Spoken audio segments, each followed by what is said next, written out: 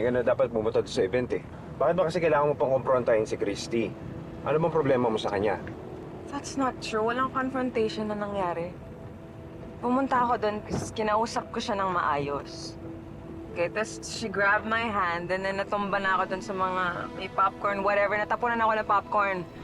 You know, kung kinausap niya ako ng mahinahon, hindi na sana ako napahiya sa harap ng maraming tao.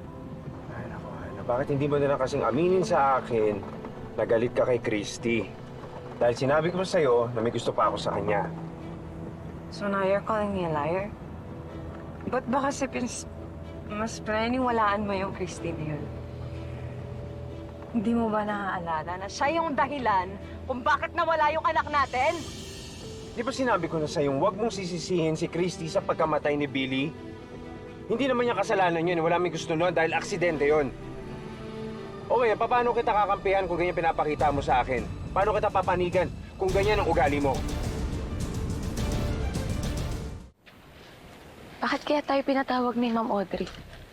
Sasabihin niya na yung gagawin kina Tori at Lily. Ay, si Ma'am. Ma'am, good afternoon po. Kamusta ang mga bata? Okay naman po sila. Kasalukuyan ko po silang pinarurusahan. Good. Madam Audrey, tara na po. Baka hinahanap na po kayo ni Sir Franco. Pwede ba wag ninyo akong madaliin? Napakalapit lang ng private island ng sir ninyo dito. I'm sure hindi tayo gagabihin. Sino po ba sila? Kilala niyo po ba? Akala po namin wala kayong naaalala sa nakaraan niyo. Hindi ba may plano kayo magpakasal dalawa? Meron din kayong sinusuportahang pamilya sa probinsya, tama?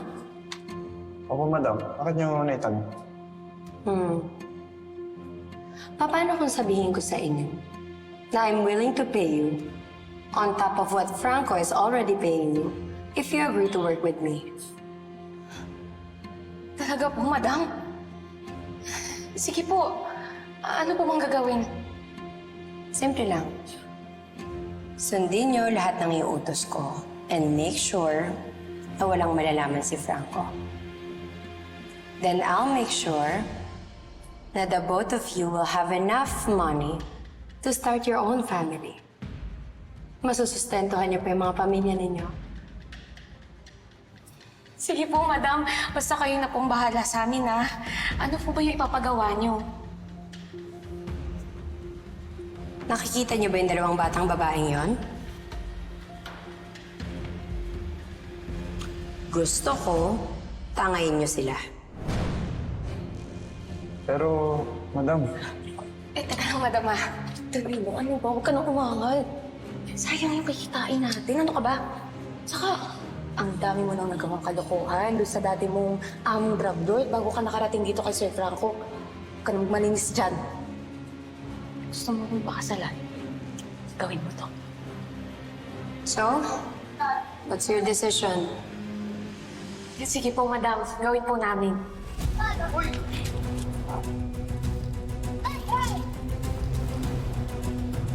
Kaya dahil na yung speedboat. Sige po, madam.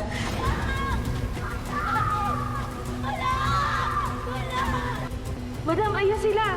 Kunin ninyo, bilisan ninyo. Hindi pwede mamatay ang mga yan ang hindi ko sila napapakinabangan.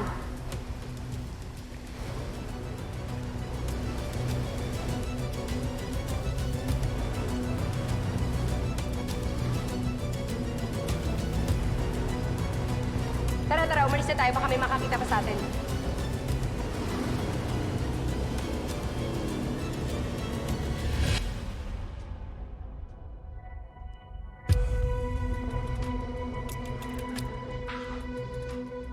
Sino ang mga batang yan? Ano ang nangyari sa kanila? Mga anak sila ng tauhan natin dito sa isla. Siguro nagsiswimming sila sa dagat nung naabutan sila ng masamang panahon. Buti nga nakita agad namin nila Yvonne nung pabalik kami dito sa isla. Doc, pwede ba tayo mag-usap? May hihingi na sana akong pabor sa inyo. Baka pwedeng huwag na natin tong ipaalam kay Franco. Ayoko kasing pagalitan niya pa yung mga magulang ng bata dahil sa kapabayaan nila eh. Baka matanggalan pa ng trabaho, lalo lang maghihirap. Sige po, Ma'am Audrey. Excuse Excuse me po. Okay, thank you. Danilo, Yvonne, Madam. kapag okay na ilagay nilang dalawa, dalhin ninyo sila dun sa abandonadong lighthouse sa kabilang parte ng island. Sige po, Madam. Ikaw na yung magbantay sa kanila. Okay, Yvonne? Ako na bahalang humanap ng dahilan kay Franco kung bakit hindi ka makapagsilbi dun sa mansyon. Opo, Madam. Siguraduhin ninyo na hindi sila makakalabas ng compound. At walang kahit sino dito sa isla ang makakakita sa kanila. Lalong-lalo na si Franco. Naiintindihan ninyo? Ako na pong bahala, Madam. Gusto niyo po ba i-inform ko kayo pag nadala na namin sila doon para mapuntahan niyo sila? Hindi. Ayoko. Hindi pa nila pwedeng malaman na ako nakakuha sa kanila. Sige na. Antayin niyo sila. Sige, Madam. Marami pa kaming pagdadaanan. And I want them strong, healthy, and afraid. Madam, pinaghiwalay ko na po ng kulungan yung dalawa para turuan ng leksyon. Binidyohan ko na din po para makita niyo.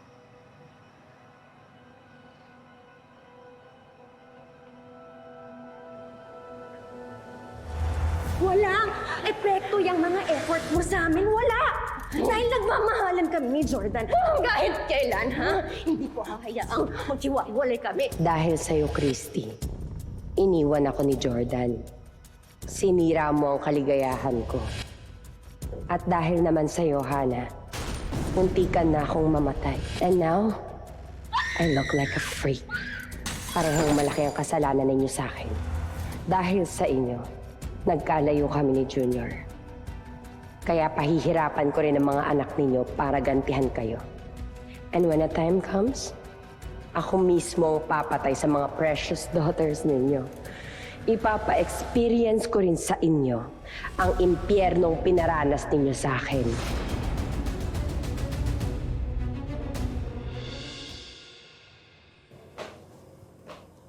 Christy, Ma, alam mo ko na, anak, kanina pa ako nag-iisip eh. Ano ba talaga ang problema ng Hana na yan sa'yo? Dahil ba ikaw ang sinisisi niya sa pagkawala ng anak niya? Apa, hindi lang siya ang nawalan. Ikaw din. Pero hindi mo kasalanan yun. Sa tingin ko, Ma, hindi lang yun yung rason eh. Halata naman kay Hana na pinagseselosan niya pa rin ako hanggang ngayon. Ewan ko, siguro man nakita niya kami na nagkakamabutihan ni Leon. Siguro iniisip niya na higit pa sa pagiging magkaibigan ng namamagitan sa aming dalawa.